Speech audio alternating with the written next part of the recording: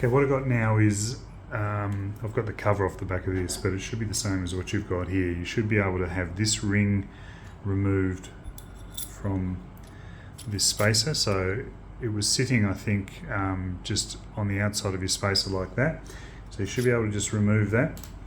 Put the spacer into position so that the 3 pins in there line up with the 3 slots on the side of this. Can't quite see. And just work that focus wheel back and forth until, there we go, until you get it to roll into position. The orientation actually is probably that these markings on the side here are at the 3 o'clock and 9 o'clock position. Wind that spacer all the way in, and then just gently put this ring back into place and just try and hand screw that on and make sure that it's level. I haven't got this one level, see it's thinner on this side and there's a wider gap on this side, so I've just got to unscrew that again.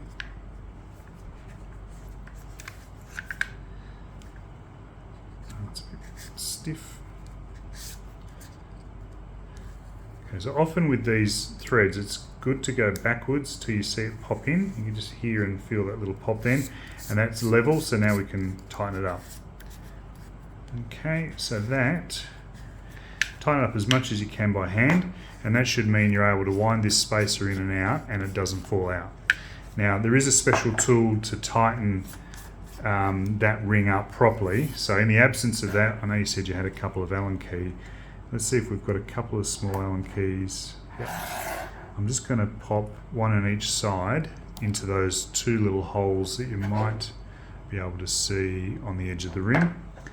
So anything that's sort of small and straight that you can get in there just to hold that ring in place. It's going to be a bit tough to do this one-handed or no-handed, because you need two-handed, I should say. You need an extra hand to hold the dermatoscope. So, and basically you're just trying to rotate that, and I'm holding the focus wheel with my finger, with my finger here, to try and stop the focus wheel from rotating as I'm doing this. So you can get someone else to help you with it.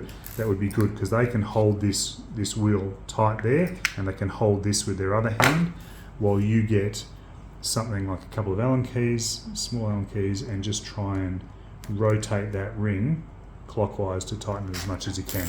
And that should then just hold into place. Probably a temporary measure, and if you send it in to me, I can use a proper tool to tighten it properly.